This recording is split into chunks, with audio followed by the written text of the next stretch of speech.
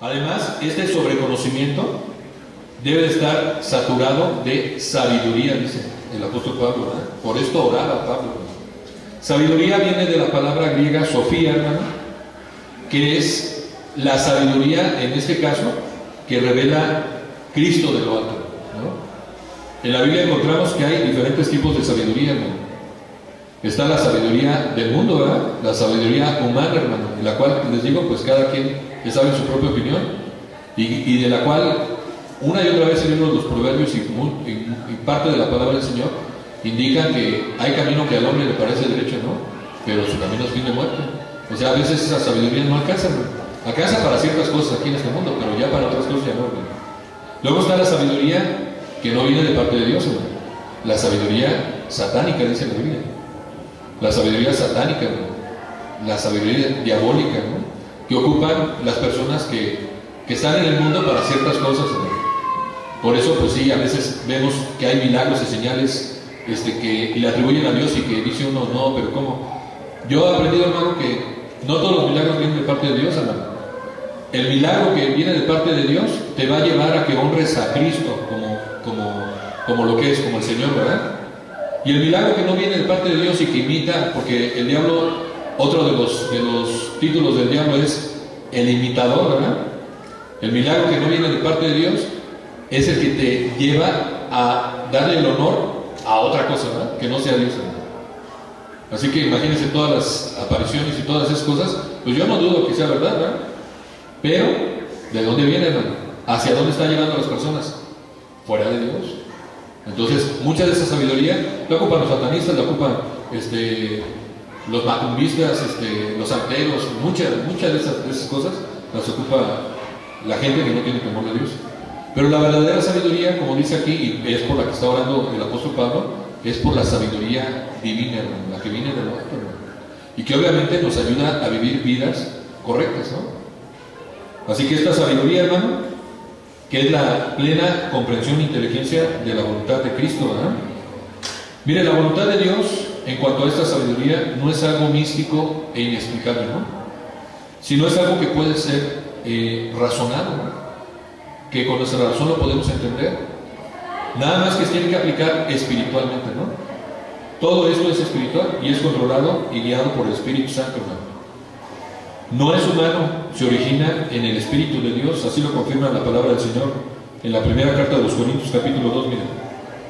Vamos a ver. Primera a los Corintios, capítulo 2, versículos 6 al 16, hermano. Voy a dar lectura.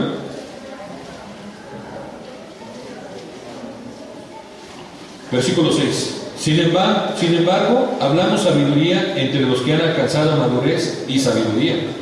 No de este siglo, lo aclara bien aquí, ¿verdad? Ni de los príncipes de este siglo que perecen. Mas hablamos sabiduría de Dios en misterio, la sabiduría oculta, la cual Dios predestinó antes de los siglos para nuestra gloria, a la que ninguno de los príncipes de este siglo conoció, porque si lo hubieran conocido, nunca habrían crucificado al Señor de gloria. Antes bien, como está escrito, cosas que ojo no vio, ni oído yo, ni han subido en corazón de hombre, son las que Dios ha preparado para los que le aman. Pero Dios nos las reveló a nosotros por el Espíritu, porque el Espíritu todo lo escudriña, aún lo profundo de Dios. Porque ¿quién de los hombres sabe las cosas del hombre, sino el Espíritu del hombre que está en él? Así tampoco nadie conoció las cosas de Dios, sino el Espíritu de Dios. Y nosotros no hemos recibido el Espíritu del mundo, sino el Espíritu que proviene de Dios, para que sepamos lo que Dios nos ha concedido. Lo cual también hablamos, no con palabras enseñadas por sabiduría humana, sino como las que enseña el Espíritu, acomodando lo espiritual a lo espiritual. Pero el hombre natural no recibe las cosas que son del Espíritu de Dios, porque para él son locura y no las puede entender, porque se han de discernir espiritualmente. En cambio, el espiritual juzga todas las cosas, pero él no es juzgado de nadie. Porque ¿quién conoció la mente del Señor? ¿Quién le instruirá? Mas nosotros tenemos la mente de Cristo. Tenemos la mente de Cristo por estas cosas que Dios nos ha revelado por medio de esa sabiduría. Esa sabiduría es por la que el apóstol Pablo dice que debemos de orar. Esa sabiduría que viene de lo alto, que nos ayuda a hacer las cosas correctamente, hermano. Esa sabiduría que no alcanzamos por nuestro mero conocimiento espiritual, ni por el espíritu del hombre. El espíritu del hombre no puede dar esa sabiduría, hermano. Pero es una consecuencia de ¿qué? de la oración. Ahí voy de una vez. Hoy les voy a decir que oren toda la predicación, hermano. Nadie puede tener esta sabiduría, nadie puede conocer, como dice esta carta de los Corintios 2:9, esas cosas que ojo no vio ni oído yo, ni han subido en el corazón del hombre, son las cosas que Dios ha preparado para los que aman. Esas cosas parecen que son, ya cuando lleguemos allá a la presencia de Dios, no, ¿a poco no son así, hermano? Así como que las vemos así bien lejos, ¿no? ¿Qué creen? Que son las cosas espirituales que son para nosotros en este momento, hermano. ¿Por qué no las obtenemos? ¿Por qué no obtenemos la sabiduría? ¿Por qué tropezamos con situaciones, hermano? ¿Por qué tropezamos con pecados? ¿Por qué tropezamos con esto? Porque no oramos, hermano. Porque no oramos. Porque nos falta, o a lo mejor sí oramos y estamos orando de manera correcta. A lo mejor estamos pidiendo y no estamos pidiendo como conviene. A lo mejor estamos enfrentando problemas que estamos enfrentando con nuestra propia sabiduría. Y ahí es donde estamos, ¿no? O sea que debemos orar por tener este conocimiento y sabiduría. Y Dios ha prometido que al que le pide sabiduría, se la da. Santiago 1:5, hermano. ¿Se acuerdan ustedes de Salomón? Salomón humildemente le dijo: Señor, yo lo que necesito es que me ayudes, porque la verdad, yo siempre he estado encerrado entre cuatro paredes del palacio y yo no tengo ni idea de cómo le hacía mi papá, ¿no? ¿Cómo le hacía tu siervo David? Yo ni sé. Pero dame sabiduría para guiar a tu pueblo, ¿no? ¿Y qué hizo Dios, hermano?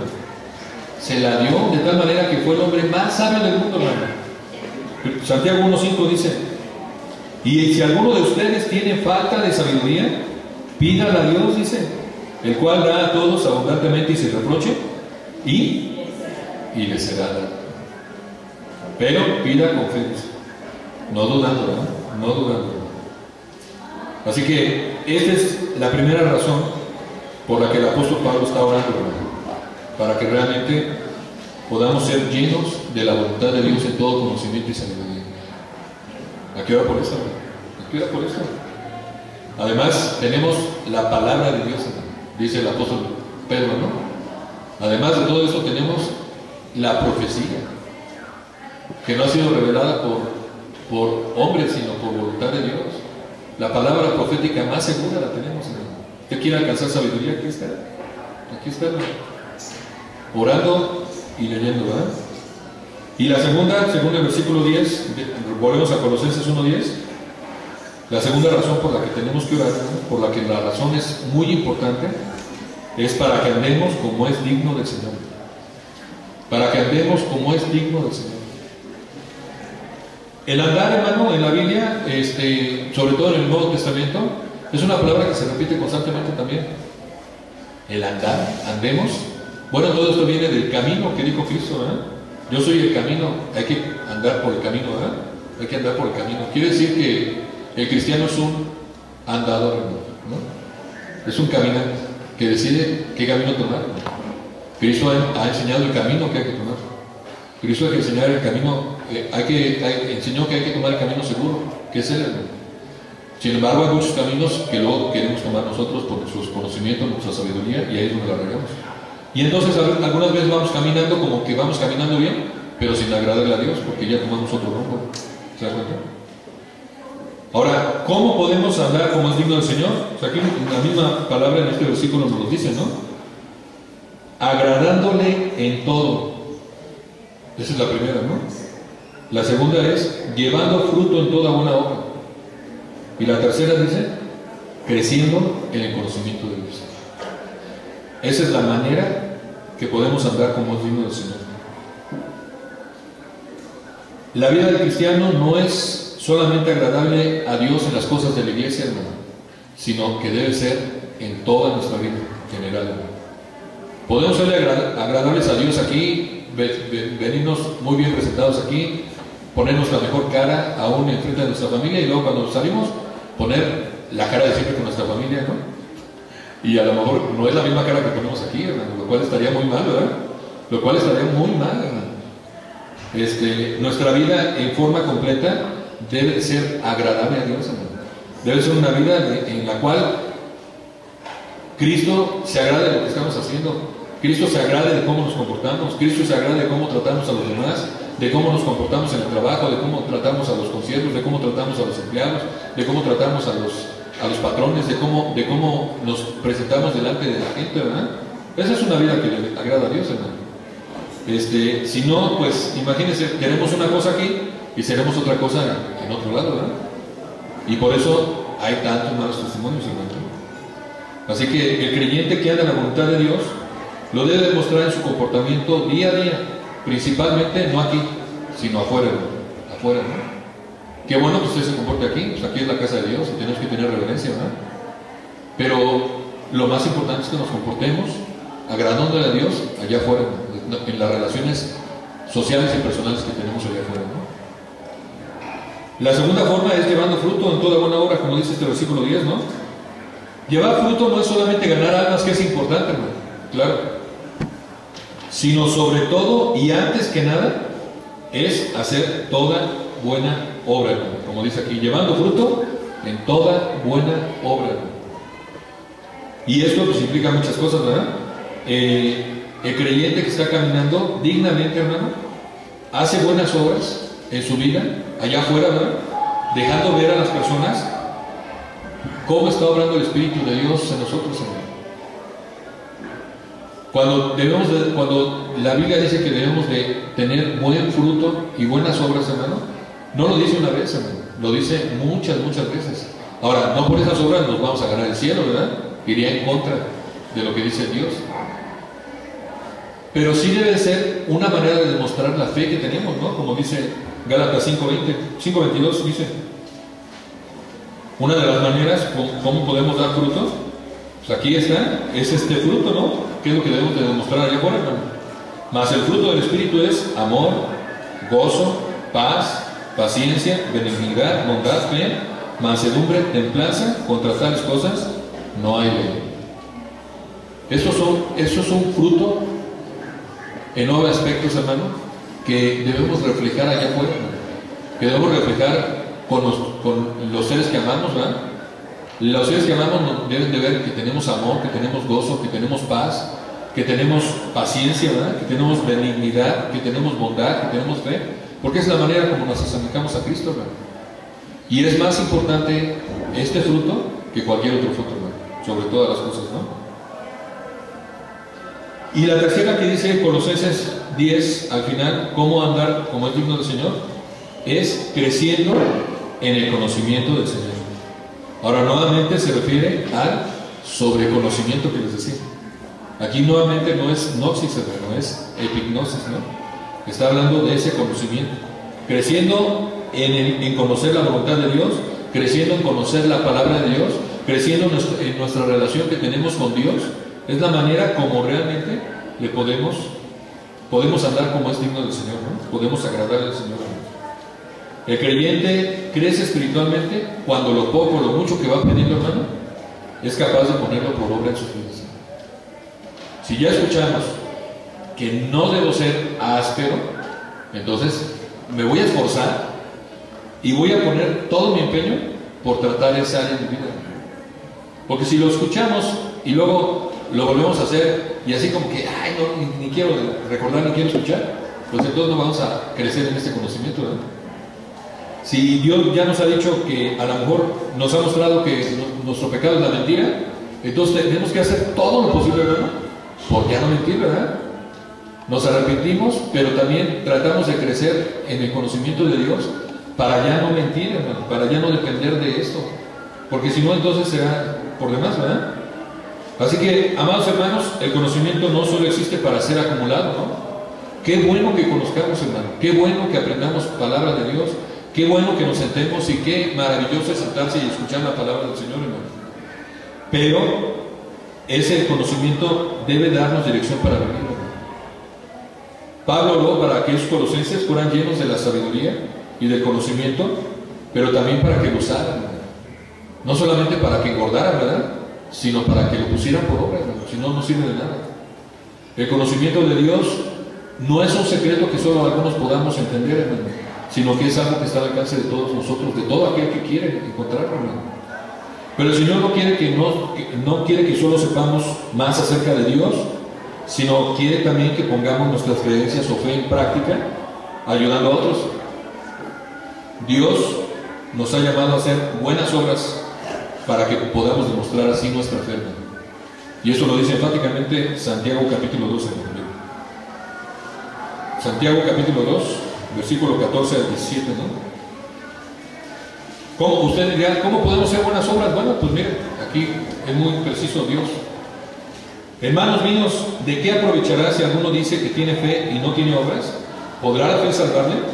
Y si un hermano o una hermana están desnudos y tienen necesidad de mantenimiento de cada día, y alguno de vosotros les dice, id en paz, calentados y saciados, pero no les dais las cosas necesarias, que son necesarias para el cuerpo, ¿de qué aprovecha? Así también la fe, si no tiene obras, es muerta en sí misma.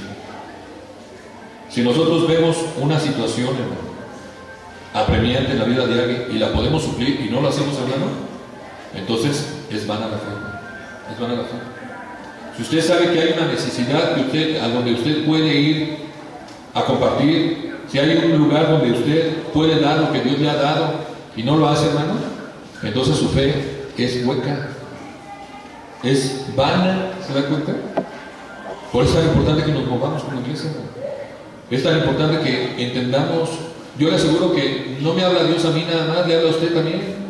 En una semana yo he visto cómo Dios le ha hablado a 3, 4 personas acerca de cosas precisas que Dios quiere que hagan, hermano. Pero a veces esas cosas de las que Dios nos habla solamente se quedan en buenas intenciones y no las ponemos por obra. No sirve, hermano. Por eso el apóstol Pablo está orando no solamente por los colosenses, sino por nosotros, hermano. Y nosotros debemos orar por esto mismo, que no se queden buenas intenciones solamente, hermano, sino que realmente lo podamos poner por buena obra, por buena obra, ¿no? Así que el conocimiento, la oración nos lleva al conocimiento, nos lleva a la sabiduría, a entender la voluntad de Dios, para que podamos andar como es digno del Señor. Y la segunda razón por la cual la oración debe ocupar el lugar de importancia en nuestra vida está en Colosenses 4, que es el texto inicial, versículos 2 al 6. ¿Alguien ayúdame a leer, por favor?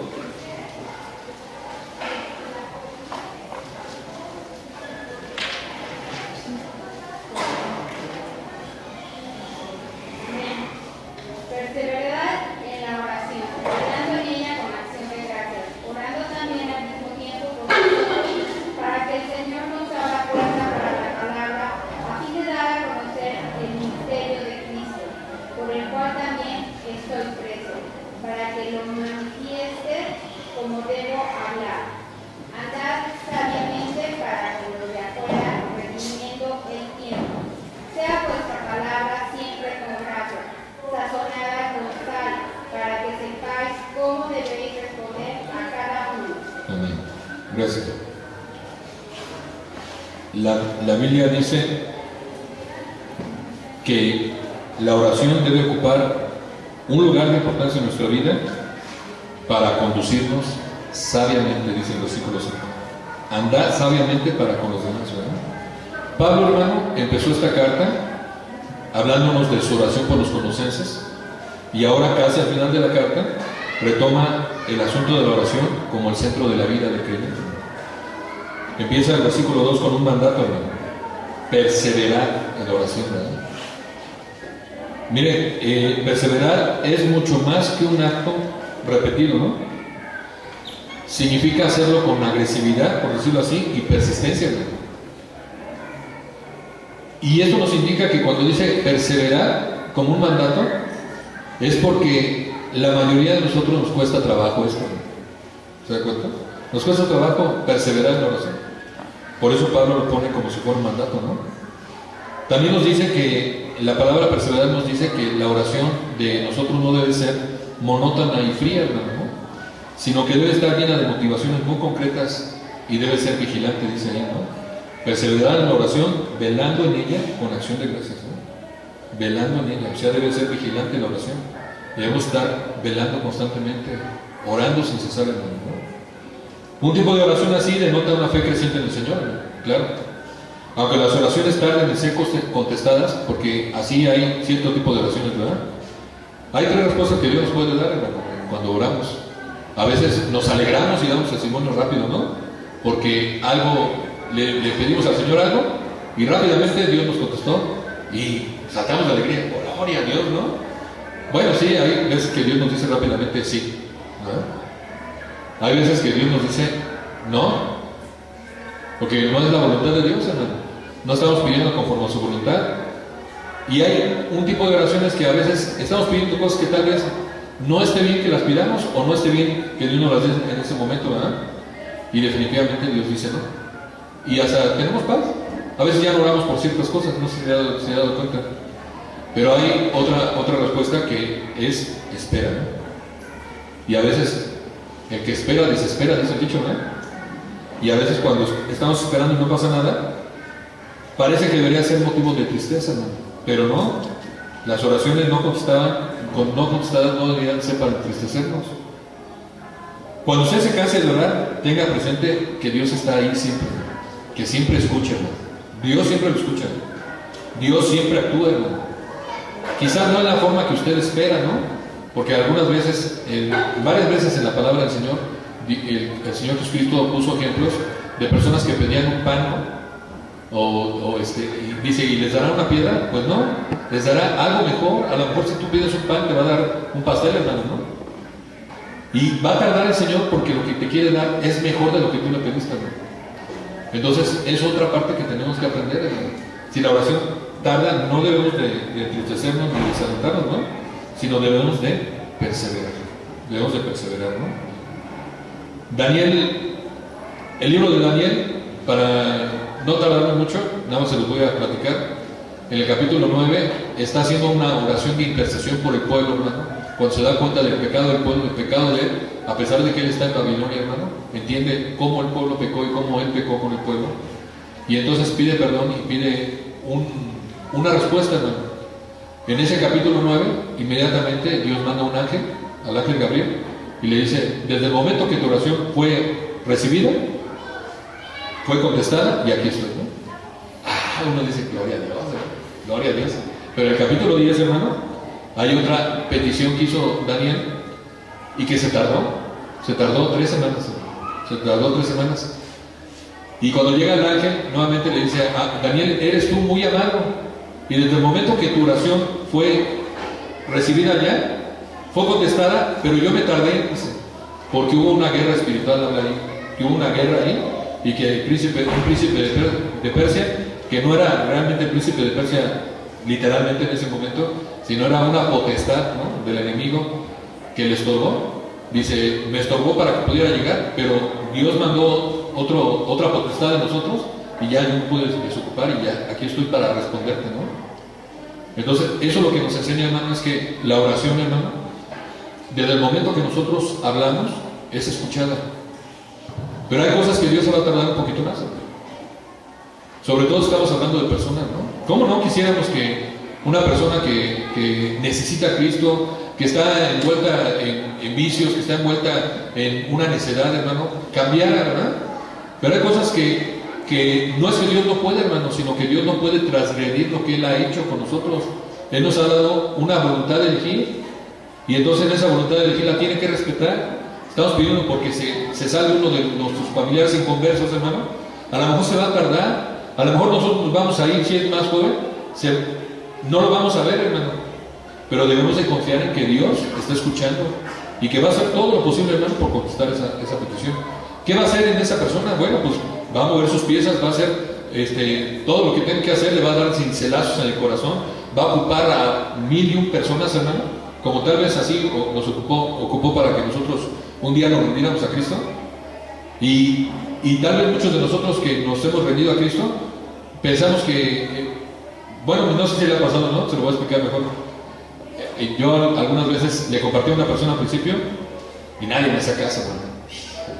Y todo frustrado, ¿no? De por sí me cuesta trabajo, ¿no?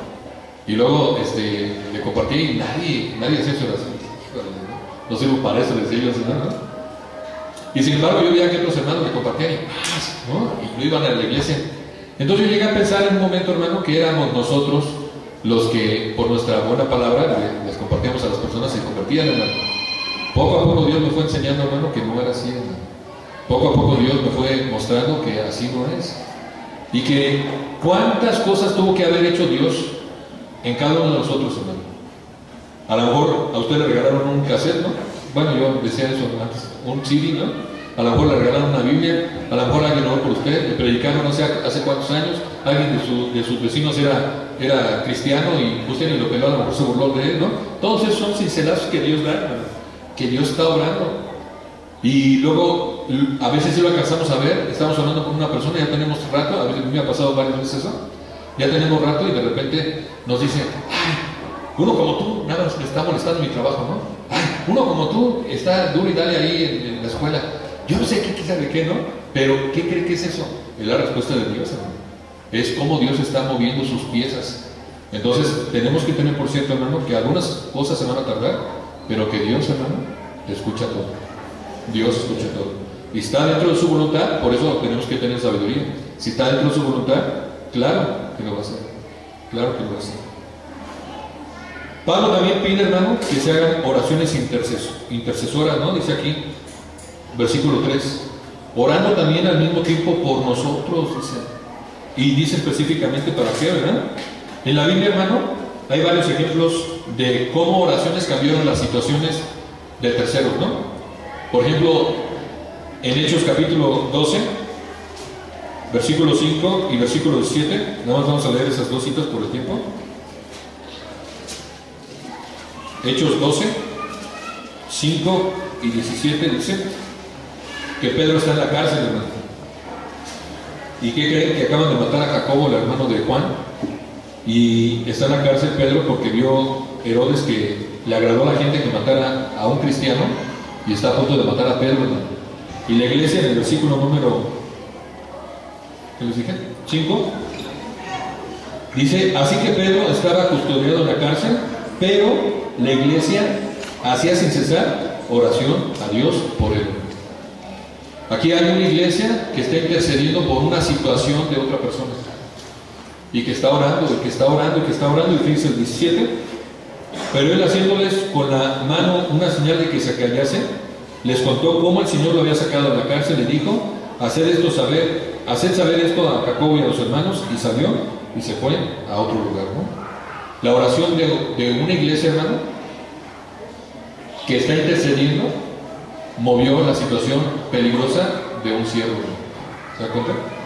Por eso el apóstol Pablo está diciendo que se hagan oraciones de intercesión, ¿no? Pablo, nuevamente regresando a Colosenses 4, aquí ya nos dice en el versículo 3 y 4 que se debe orar intercesoramente por tres cosas en particular, hermano.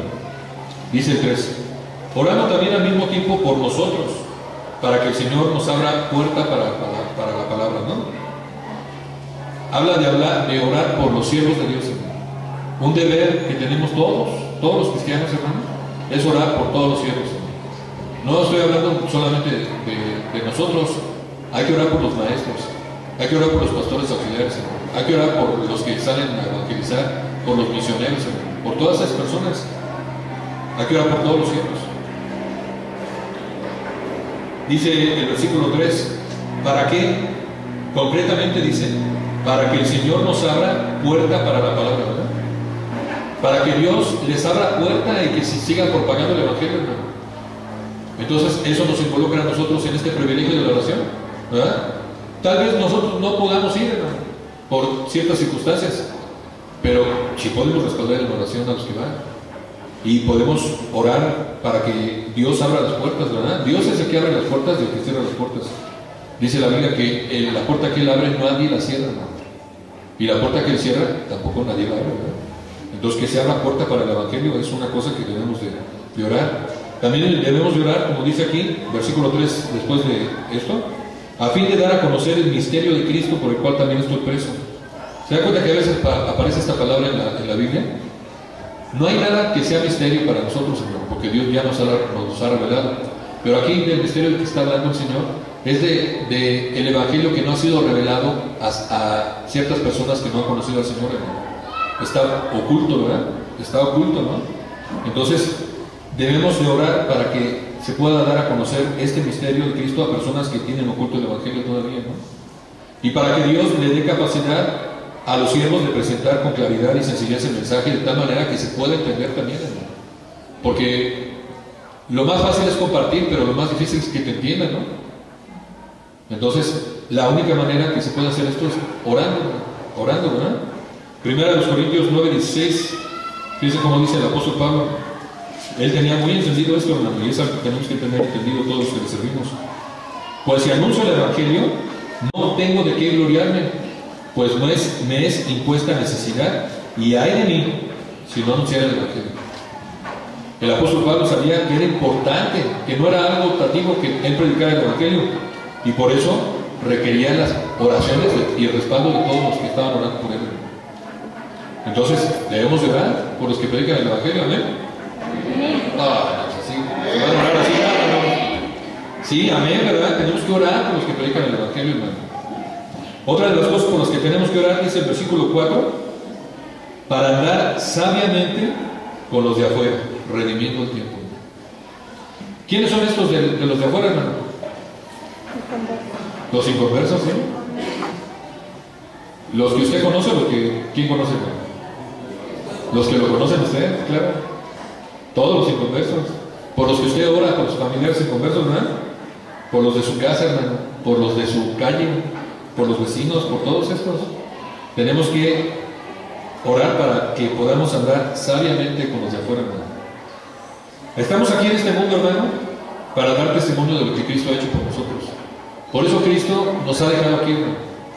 Para Cristo sería muy fácil que una persona se convirtiera y mira, vámonos, ¿no? Pues mejor, yo digo, pues es mejor, ¿verdad? Algunas personas que yo les compartí, que tenían problemas de vicios tremendos, hermano.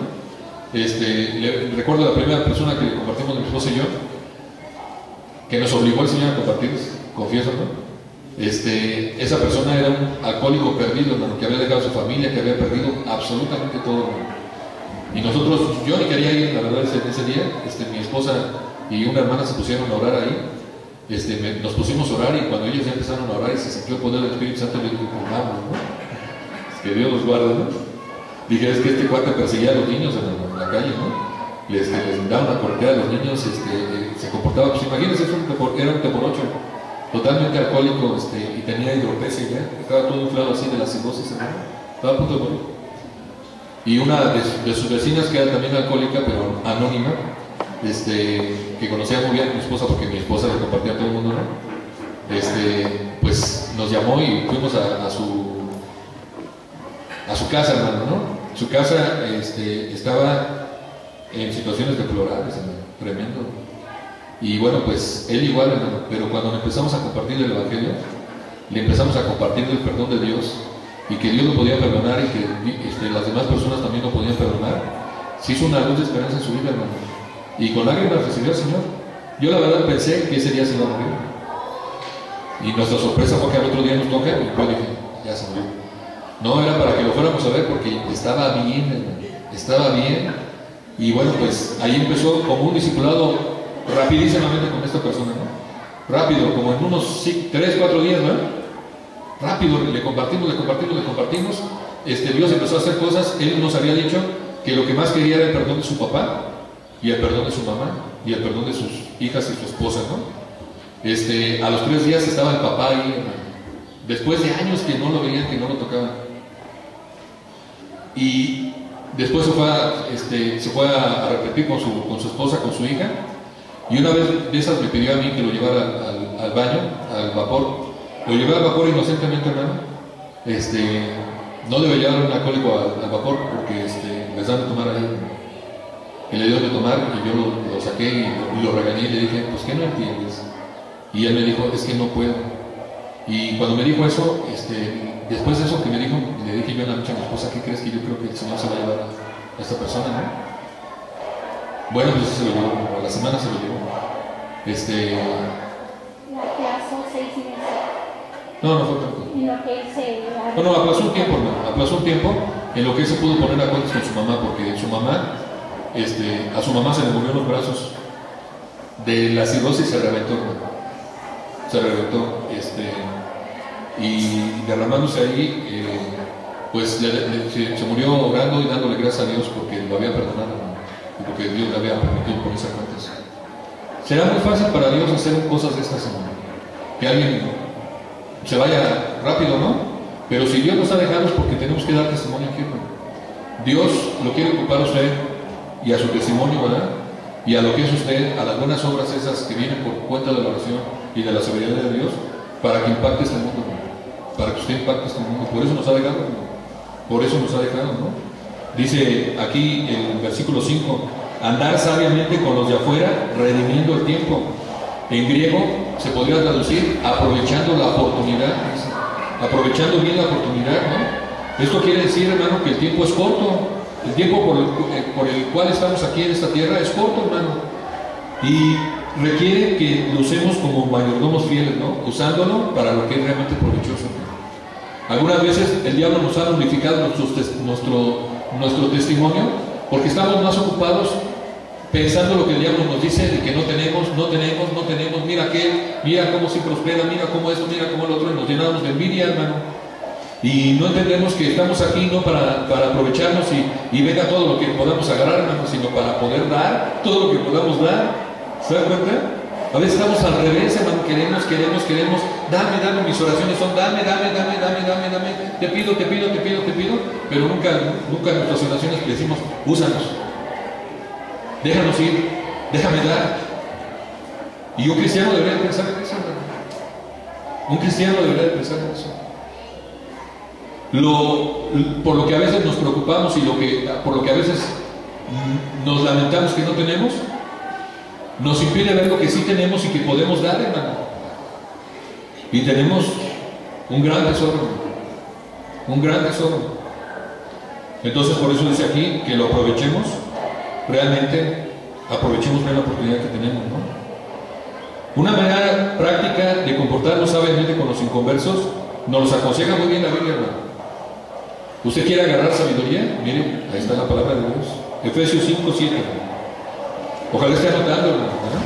Ojalá esté anotando porque le aseguro que le servirá mucho. Y si usted no puede decir amén, puede decir ay, ¿no? Efesios 5:7.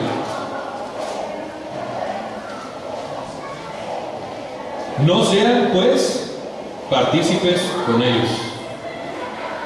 La Biblia nos dice que la manera de comportarnos sabiamente con los inconversos es que oremos con sabiduría para no participar en los pecados de los inconversos.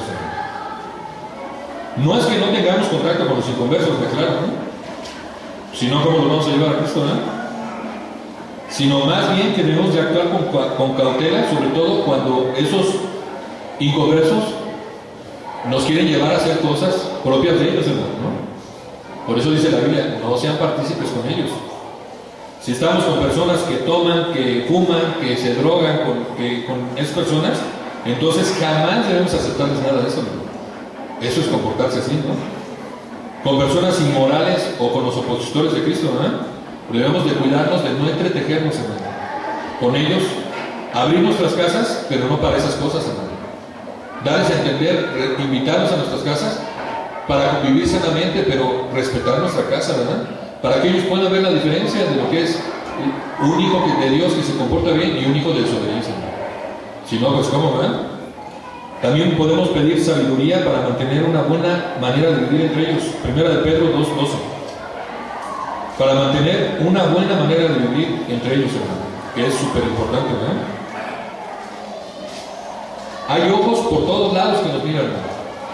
Por todos lados, Dice aquí, Primera de Pedro 2:12, manteniendo vuestra buena manera de vivir entre los gentiles, para que lo que murmuran de ustedes como malhechores, glorifiquen a Dios en el día de la visitación, al considerar vuestras buenas obras, hermano. Debemos de mantener nuestra buena conducta, hermano. Aquí nos dice una cosa importante de los inconversos, hermano. Los inconversos siempre van a murmurar de los cristianos. Usted no se crea todo lo que dice un inconverso de un cristiano, ¿no? Eso lo ha aprendido con la experiencia de la vida, ¿no? Porque el inconverso no entiende las cosas. Dice la Biblia que el hombre espiritual, ya lo vimos hace rato, no entiende las cosas que son del Espíritu de Dios. Entonces no espere que un inconverso le hable bien de un hermano, pero tampoco crea todo lo que le dice el inconverso, hermano. Más bien, si hay un caso así, usted lo que debería de hacer es mostrarle cómo se comporta un hijo de Dios, ¿verdad? Entonces, esta sabiduría para mantener una buena manera de vivir entre ellos es poder ser luz delante de ellos. Luz delante de ellos, ¿verdad? Que por nuestras buenas obras, esas buenas obras de las que nos habló hace rato el apóstol Pablo, ¿verdad?, podamos darlas a mostrar a las demás personas, ¿verdad? ¿Cómo? Con la conducta buena con ellos, ¿verdad? Si usted sabe de un vecino que tiene necesidad de un taco, hermano, ¿ya ve un taco? ¿No? Si usted sabe de un vecino que tiene necesidad de que ore por él, vaya y ore por él, hermano. Si no, ¿cómo va a ver sus buenas obras? ¿Cómo va a ver sus buenas obras? Sabiduría también, hermano, para tener buen testimonio de ellos, hermano. Primera de Timoteo 3:7.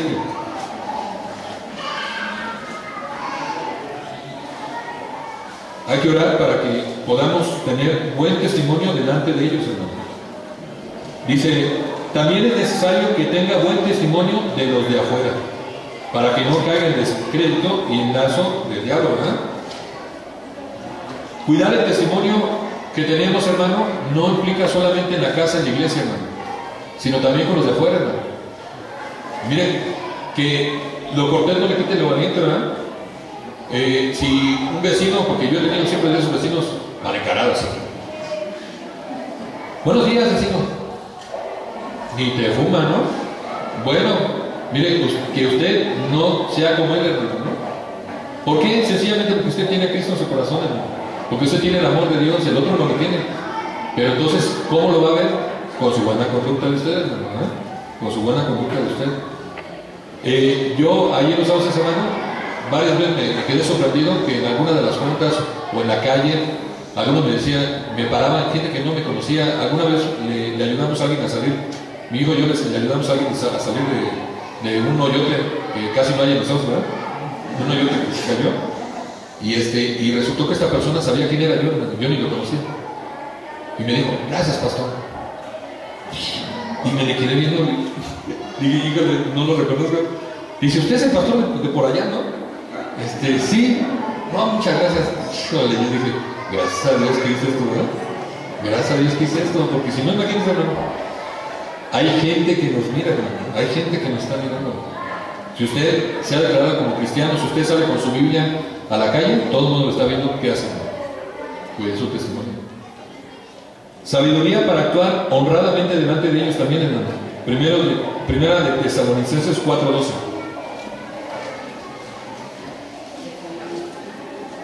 Vamos a leer el 11 y el 12.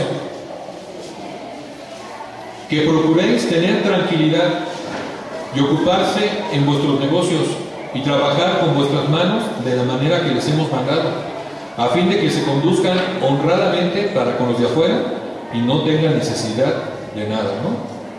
Sabiduría para actuar honradamente delante de ellos, hermano. El contexto de la carta, hermano, nos habla de ser responsables en todas las áreas de nuestra vida. Algunos tesalonicenses, hermano, habían adoptado una vida de ocio, hermano, no trabajaban y dependían de la caridad de algunos hermanos cristianos, estoy hablando de cristianos. Algunos de los griegos cristianos menospreciaban el trabajo manual, hermano, y solamente querían trabajar en su oficio, y a veces los oficios no daban para trabajar. Así que Pablo le dice a los creyentes que trabajen duro, hermano, que se conduzcan honradamente, que lleven una vida sobria, ¿no? Fíjense cómo dice la segunda de Tesalonicenses, que es la segunda carta que les manda. Capítulo 3, versículos 10 y 12.